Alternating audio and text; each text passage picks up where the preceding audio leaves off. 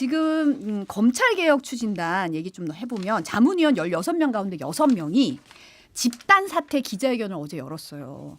공개한 법안은 자문위 논의 상황이나 의견과 상당한 거리가 있다. 추진단이 자문위를 들러리로 세워서 국민을 속이고 있는 거다. 강하게 반발했고 이 정부의 중수청과 공수청 설치 법안이 검찰의 특수부를 중수청으로 격상시켜서 제2의 검찰청 만들려는 거다라고 비판을 세게 했습니다. 이 부분 어떻게 보세요? 뭐 비판은 어느 정도는 또 수용을 해야 될 것 같아요. 왜냐하면 이 과정 자체가 일단 정부가 그립감을 쥐고 간다고 했었잖아요. 원래 당에서 하고 싶다 이렇게 얘기를 했었는데 대통령께서 한번 정리를 하셨었고 그래서 총리 산하에 이런 TF를 만들어가지고 논의를 쭉 했는데 문제는 이게 제가 볼 땐 조금 더 공개 토론이 좀 필요한 것 같아요. 그러니까 정부 입장에서도 이제 이해 안 되는 바는 아니거든요. 왜냐하면 이제 수사권이나 이런 것들을 이제 명확하게 경찰한테 이제 준다라고 했을 때 똑같이 검찰처럼 침대 수사할 경우 그리고 뭐 또 빼줄 경우 이런 일들을 상정 안 할 수가 없잖아요. 그런 차원에서 보면 서로 어쨌든 견제 역할들이 이제 필요한 것인데 그 부분과 관련돼서는 어쨌든 일체의 검찰에게는 아무것도 권한을 주면 안 된다라고 하는 뭐 이른바 지지층들의 요구가 있는 거예요. 왜냐하면 그동안 당해온 것이 있기 때문에 그래서 그것도 어느 정도 저는 이해를 하는데 실제로 이제 경찰이 마찬가지 똑같이 침대 수사를 검찰이 했던 행태를 그대로 보이게 될 경우에 나중에 이걸 어떻게 할 거냐. 그리고 이 과정에서 국민들께서 예를 들면 수사 지연 문제라든가 이런 것들이 계속해서 지지부진하게 될 때 그래서 국민들이 오히려 피해자가 훨씬 더 많아지게 될 때 이것에 대한 역작용이 민주당 정부 특히 이재명 대통령에게 향하게 될 거거든요. 그 부분까지 상정을 안 할 수가 없어서 좀 더 심사숙고할 필요가 있고 지금 분노하고 있는 지지층들의 마음도 당연히 헤아려서 이건 좀 더 공개 토론으로 전 진행을 해야 하는 것이 아닐까 생각합니다. 이 검찰개혁 토론을 더 해야 돼요? 정말 오래 하지 않았습니까? 그래서 사실 이제 선택의 문제 같아요. 저는 근데 방금 얘기 들으면서 이동학 전 최고위원님이 참 용기 있고 훌륭한 정치인이라고 생각한 거는 지지자들이 정말 강하게 반응하고 있습니다. 근데 거기서도 좀 다른 방향의 얘기 이해를 하시면서도 지지층의 마음을 얘기하신 것 같은데 말씀하신 대로 경찰에 권한을 준다고 해서 그건 또 어떻게 믿고 이번에 지금 강선우, 김경 수사 관련해서도 전혀 지금 신뢰를 못 주지 않고 있습니까? 사실 그래서 이렇게 검찰개혁 얘기를 지금 하고 있는데 저는 좀 크게 보면 명청 갈등의 자장 안에 좀 있는 것 같습니다. 이게 이동학 최고위원 이제 모른 척 해주십시오. 들으실 때 무슨 얘기냐면 기존 친명 세력과 전통적 민주당 세력 간에 일종의 좋게 보면 노선 투쟁이고요. 나쁘게 보면 내부 갈등인 겁니다. 검찰 개혁 같은 경우도 보안 수사권 관련해 지금 뭐 파괴적인 경론이 벌어지고 있는데 뭐 이를테면 이런 겁니다. 이재명 대통령이 임명한 민정수석과 법무부 장관이 수박입니까? 이 질문 앞에 민주당 그 정치인들이 참 뭐라고 답할지 궁금해요. 그렇게 주장하시거든요. 강성 이제 적극 지지층 분들은 이제 그 수박들이 이 검찰 개혁을 형해화하고 있다 이렇게 얘기하는데 저는 아닐 거라고 생각합니다. 제가 감히 친명 행세를 좀 해보겠습니다. 대통령이 그렇게 바보가 아니라고 생각하고요. 봉욱 민정수석을 컨트롤하지 못할 정도로 그립감이 없지 않습니다. 정권 초기고요.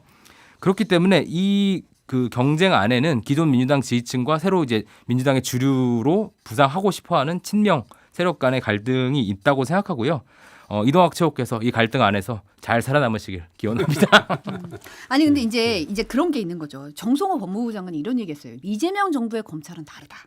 근데 일각에서는 그걸 놓고 우리 집게는 안 물어요냐. 검찰한테 검찰을 어떻게 믿냐. 이 얘기가 나오고 있는 거잖아요. 네. 그리고 이제 봉욱 민정수석의 책임론에 대해서는 오늘 이제 김남준 청와대 대변인이 김종배의 시선 집중해서 이런 얘기했어요. 이 해당 문건에 이제 의견서로 알려진 해당 문건의 출처가 어딘지 알 수 없는 데다가 일부 실제로 민정수석의 입장이 아닌 그런 내용이 사실과 좀 다른 부분이 있다라고 해명을 했는데 이제 결국은 검찰을 포대가리 하는 거다. 시즌 2 만들어 놓고 지금 포대가리 하는 오히려 더 강화했다. 이런 이제 의견이 있는 거고 그러다 보니까 지금 정청래 대표도 수정을 해야 된다. 이런 얘기하면서도 보안 수사가 아니라 보안 수사 요구권 주자 이런 언급까지 하면서 지금 이게 약간 굉장히 경론의 장에 들어가 있거든요. 네. 이 부분은 근데 안정성도 중요하고 개혁도 중요하고 이 모든 것에 대해 소구를 할 수 있는 좋은 안을 내야 되는데 그렇죠. 어떻게 보면 우리 모두 가지하는 길이잖아요.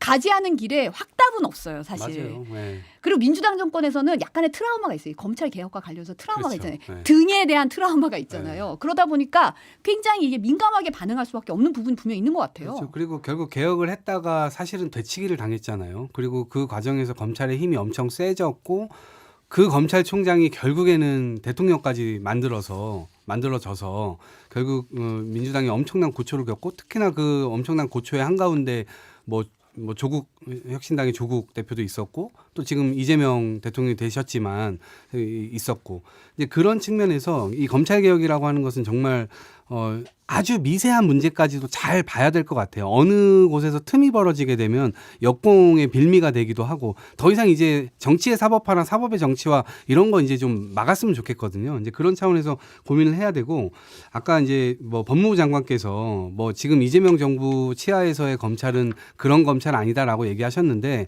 우리 아까 말씀해 주신 대로 트라우마가 있는 거거든요.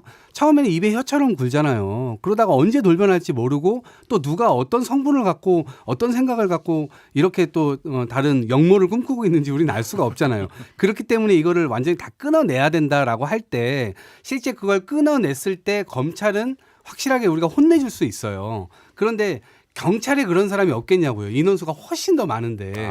그리고 그 과정에서 결국 국민들의 수사 지연이나 진짜 피해자가 피해를 복구하지도 못하고 국가가 그걸 나서서 해결도 못 해주고 경찰이 차일피일 미루고 검찰은 또 제대로 기분 나빠가지고 일도 안 한다 그러고 막 그래서 튕기고 이렇게 되면 국민들의 불만이 정말 하늘을 찌를 거거든요. 그러니까 그것까지 그러니까 저희가 수를 좀 내다보고 사실 약간 지혜로워질 필요가 있다. 그래서 법무부 장관님도 그렇고 뭐 보훈 민정수석도 그렇고 아마 일선에서 그런 작업들을 하실 때 이재명 대통령과 궤를 전혀 달리할 수는 없을 겁니다. 그 궤 속에서 이런 토론이 될 텐데 지금 이제 당에서도 기본적으로는 지지층들과 이런 것들을 생각을 해야 되기 때문에 그들의 생각도 여기에 잘 녹였으면 좋겠어요. 그래서 뭐 이게 둘 중에 하나의 선택이 아니라 아까 뭐 당대표께서 얘기하신 대로 요구권 정도에서는 타협을 좀 볼 수 있지 않을까라는 생각도 저는 가지고 있거든요.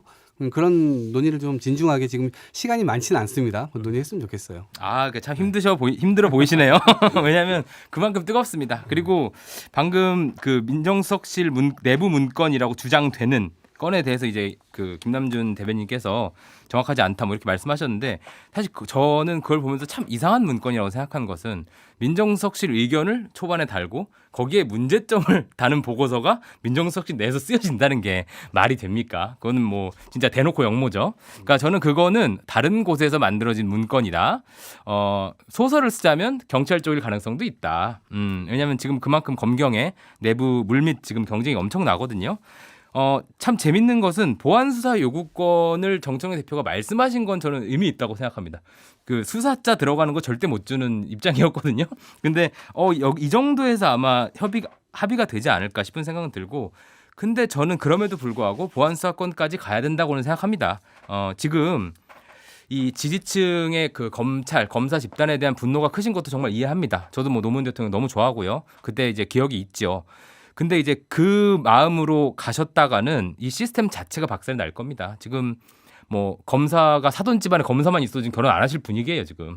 그렇게 가면 이 시스템 자체가 굉장히 형해화될 거다 이런 생각 들고 또 하나 말씀드리고 싶은 건 제도 만능주의에 우리가 빠져서는 안 된다. 제도를 아무리 설계해도 그걸 운영하는 사람이 엉망으로 한다면 아무것도 안 될 거고 말씀하신 대로 경찰에 주면 경찰 누가 견제? 그럼 또 견제할 사람 또 누가 견제? 이런 메비우스의 띠에 빠지게 되거든요.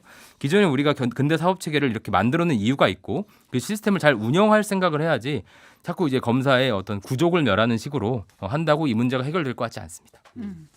지금 이해운 기획예산처 장관 후보자가 19일에 청문회가 인사청문회가 예정이 돼 있고 청와대에서는 인사청문회까지는 좀 보겠다라는 입장을 계속 이제 보고 있는데 의혹들은 계속 나오고 있어요. 네. 의혹들이 계속 나오고 있는데 지금 중앙일보 단독 보도에 따르면 지난 2017년 불법 정치자금 수수 의혹과 관련해서 경찰 수사를 윤석열 당시 이제 전 대통령 그리고 최동욱 전 검찰총장을 통해서 무마하려 했다는 정황이 담긴 비망록이 있다. 이런 내용을 보도를 했어요. 보면은 이제 채변이 윤장과 통화했다고 함이라는 문구가 나오는데 여기서 채변은 최동욱, 윤장은 당시 윤석열 서울지검장을 의미하는 것으로 이제 해석이 되고 있다는 거예요. 수사 보강 지시를 내린다. 시간을 벌게 해주신 하나님께 감사합니다. 뭐 이런 내용이 줄줄이 적혀 있다는 거예요. 이게 이제 기업인한테 네. 금품 수수 의혹이 있는 거잖아요. 네. 이런 의혹들 어떻게 네. 보십니까?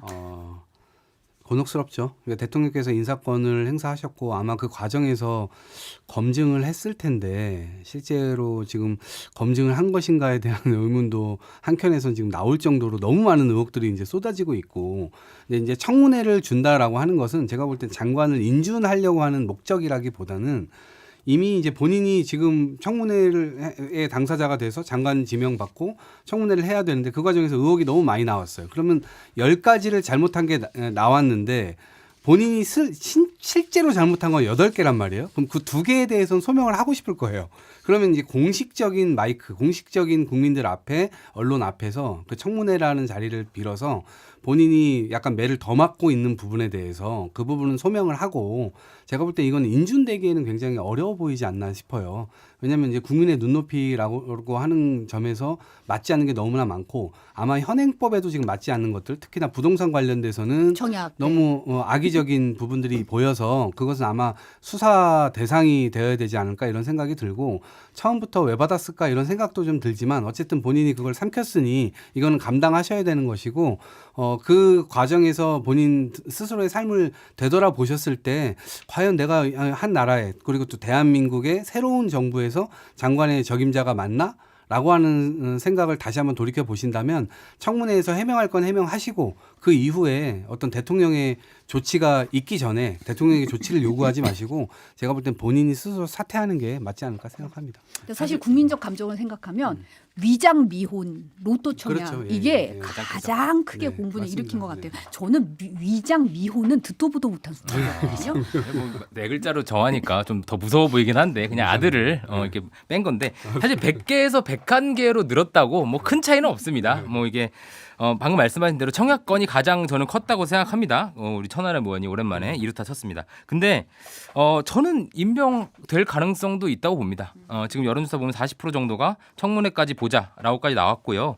이게 지금까지 이런 101가지 정말 108번뇌 같은 게 나와도 청와대가 안 끊고 있는 거에서 우리 이동학 최고님 청와대의 뜻을 읽으셔야 돼요, 좀. 그 정도로 아닙니다. 지키실 생각이 있는, 청와대에서 지킬 생각이 있는 후보인 거고요. 이제 민주당 측에서는 이걸 자꾸 이제 탕평이라고 생각하시는데 저는 그것보다 좀 더 큰 의미를 가진 인사라고 생각합니다. 이재명 정부가 중도 보수로의 피봇을 정말 세게 할 각오를 하고 그 신호탄을 쏜 거라고 생각하기 때문에 엔간에서는 이걸 지킬 것이다. 방금 말씀드렸던 대로 당연히 이 백화점을 보면 그동안의 기준 하에서는 통과되기 어렵죠. 그게 상식적으로 맞는데 이게 정치가 늘 이제 뭐 신념 윤리로만 갈 수는 없는 것이고 책임 윤리, 그러니까 일종의 막스 베버가 얘기한 책임 윤리, 결과에 대한 책임을 지면 되는 것이고 이제 이재명 대통령은 또 그런 마키아벨리적 요소에 굉장히 강하신 분입니다. 그래서 밀고 갈 가능성도 저는 꽤 있다.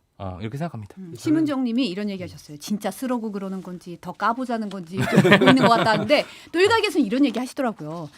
우리 집에 같으면 진작에 꿀을 알쳤을 텐데 남의 집에 데려와서 쓰다 보니까 이거를 처리하기도 좀 애매하고 이런 거 아닌가 이런 해석도 있어요. 그러니까 제안을 했고 지명을 했기 때문에 그것에 대한 예의 차원에서 이렇게까지 뭐 까도 양파처럼 나올 만한 어떤 그런 사안까지는 또 몰랐던 것도 있었을 테고 분명히 일부는. 근데 그런 거에 대한 예의를 지금 차리려고 하는 것이 아닌가 싶고, 청문회도 오기 전에 그냥 뭐 지명을 했는데 스스로 정리를 하기에는 너무나 또 뭐 그런 명구스러운 면이 있고 하니까 일단은 공식적 해명 기회를 준다라는 차원으로 저는 생각을 하고 있습니다. 아니, 우리 정치에 언제 그렇게 예의가 있습니까? 지금 정권 지지율이 만약 좀, 그러니까 이를테면 지금 이재명 정부의 정권 지지율이 좋기 때문에 버티는 것도 있습니다. 이 대통령이 이제 외교 같은 데서 점수를 따고 계시기 때문에 지지도가 막 60% 넘나들잖아요.